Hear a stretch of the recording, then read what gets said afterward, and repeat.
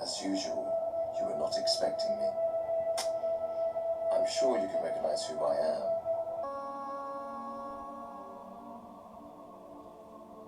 Iblis is a creation of God. Iblis is a jinn. Iblis is, he's made of fire. But where did Iblis come from? And were there the likes of Iblis before? So the Mufassirin have commented. Again, this is based on Israeli riwayat. And what Allah Azza wa Jal did is that He created a whole creation of jinns. They had got taklif. Taklif is that God's now given them a responsibility to recognize Him. So what Allah did is that He sent jinn messengers.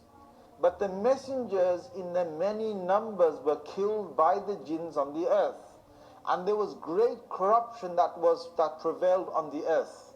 Now there was one notable jinn that was very pious. And again, all of this is in the Israeli riwayat.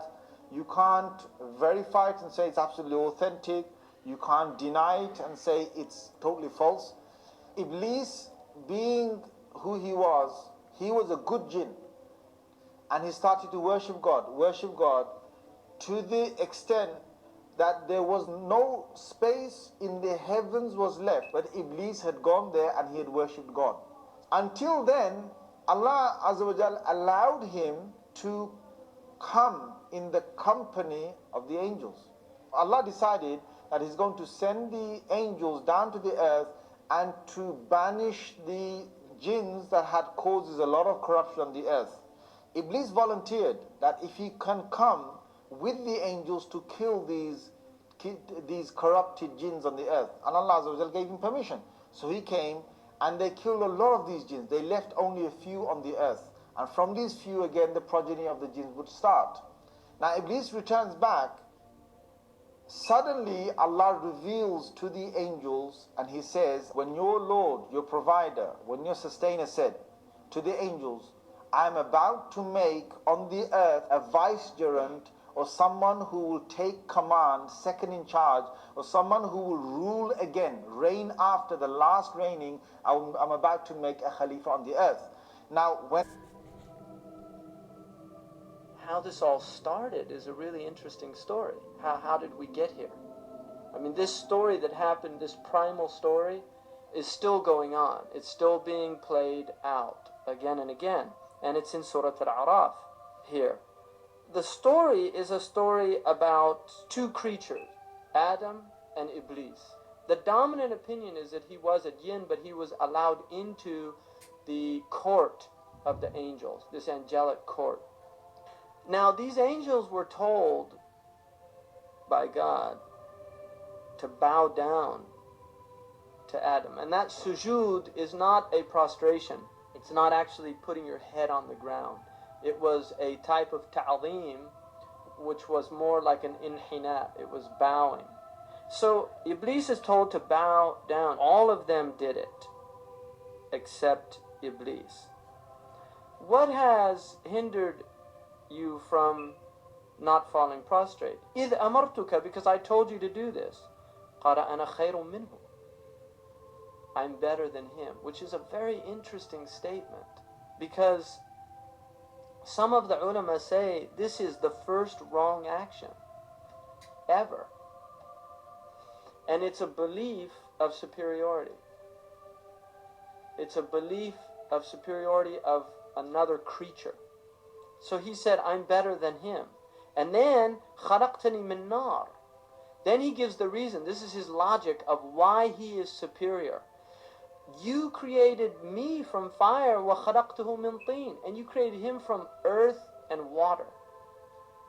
I'm fire and air. He's earth and water. I'm better than him. What was the superiority here?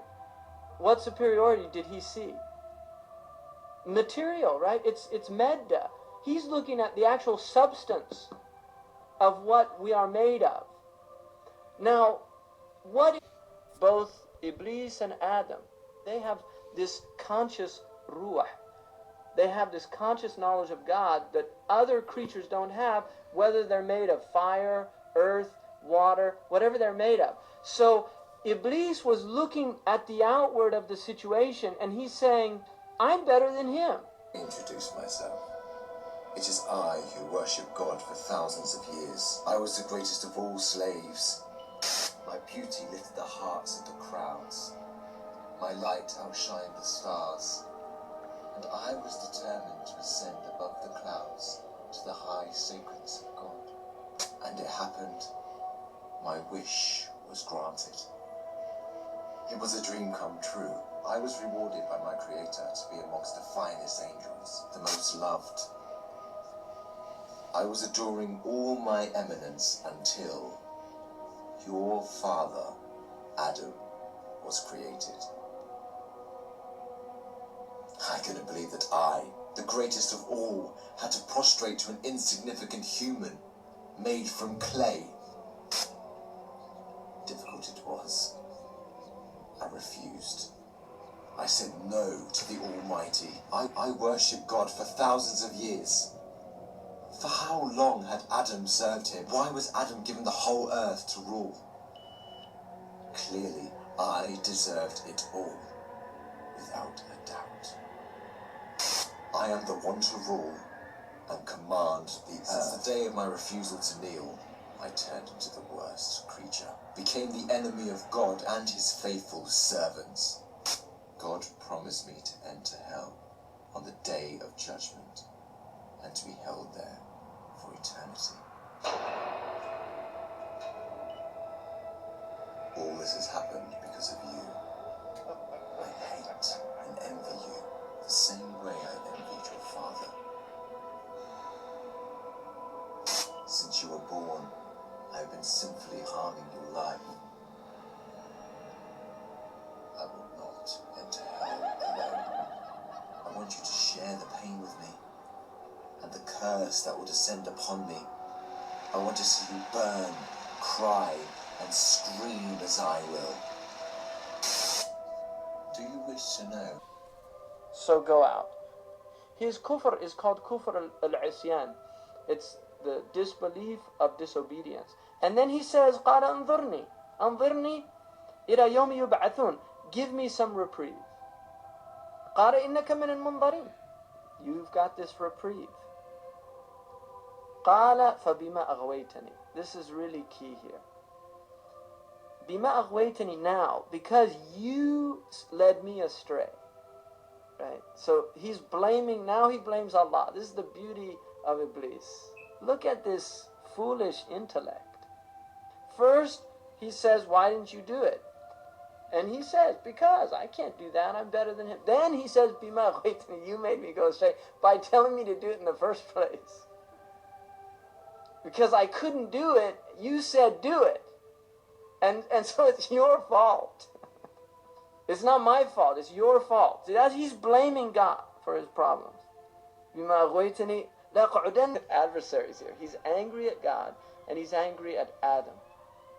And then he says, ثُمَّ لَأَتِيَنَّهُمْ مِنْ بَيْنِ أَيْدِيهِمْ. And I will come upon them from before them, وَمِنْ خَلْفِهِمْ, and behind them, وَعَنْ أَيْمَانِهِمْ, and to their rights, وَعَنْ شَمَائِلِهِمْ, and to their lefts, وَلَا تَجِدُ أَكْثَرَهُمْ شَاكِرِينَ. And you will not find most of them filled with gratitude. So this is important too, because what if Sin. I will show you how I enter the heart of mankind to cause corruption in the world. You must be wondering. access? When does Shaitaan flee according to the hadith? When you're in sajda. Because he can't bear that. Humility before God. And then Allah again, قَالَ خُرُجْ مِنْهَا مَذْعُومًا مَدْحُورًا. He banished him again, degraded, banished. And then he says that whoever follows you, لَمَنْ تَبِعَكَ مِنْهُمْ لَأَمْلَأَنَّ جَهَنَّمَ مِنْكُمْ أَجْمَعِينَ. I'm going to fill Jahannam with them. Those people that follow you, you're their imam. And you're headed to that place, so you're going to take them with you. So if you take him as an imam, that's where he's taking you. So Allah, because the Prophet ﷺ said, have you not disobeyed, I would have feared something worse than disobedience, which is what? Vanity, ujub. That you start thinking yourselves to be wonderful. And whose crime is that? It's the crime of Iblis. It's why he was not made the Khilafah in the earth according to our tradition. He refused out of arrogance. So Allah asked him, not as if Allah needed to know, but in order to reveal something to Iblis for himself. He said, Ana khayrun minhu. I'm better than him. I'm created from fire and air. He's created from water and earth. And my elements, fire and air, are gaseous. In other words, they move up by their nature. Fire and air move up. Earth and water move down. So he looked at it over any other person. Because if anyone had a right to feel superior to anyone else, it would be me, because of Stafani Allah. I was chosen by God. But I refuse that. وَلِذَا أَنَا سَيْدُ آدَمْ وِلْدِ آدَمْ وَلَا فَخَرْ. I am the master of the children of Adam, and I have no pride in declaring that to you. Not only because he was showing his humility and giving us a law, he's giving us a legal ruling that we need to know as Muslims. This is a legal ruling. Who is the greatest of creation is a legal ruling to understand a hierarchy. But he was also letting us know, and this is what's called mafhum al-mukhalafa.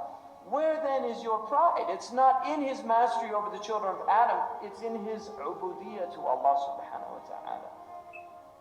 It's in that he is the realized servant of Allah subhanahu wa ta'ala. تحقق فيه. And Allah is a relationship of ubudiyyah. His relationship between the creation of Allah is his relationship as a messenger. And so he is Rasulullah as an intermediary between Allah and creation. But he is Abdullah as an intermediary between Allah and his creation.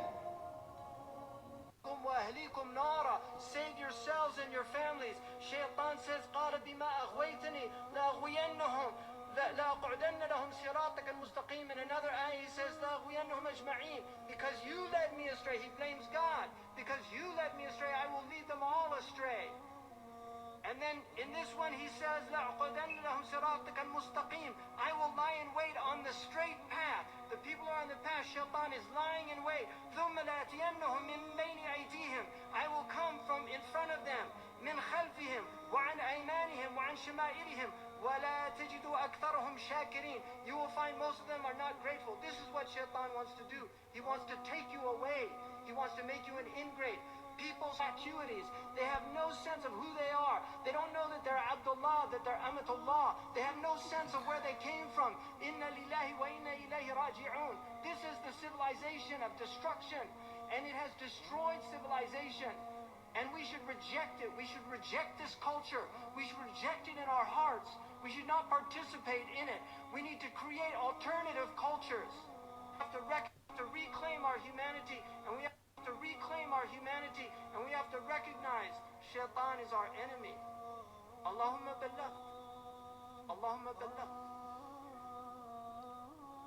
Souls, and when you discover the truth that you became my slaves, you would be dead. If all these overthrow me, I will show you what no one has ever seen from me. I will whisper and invite day and night.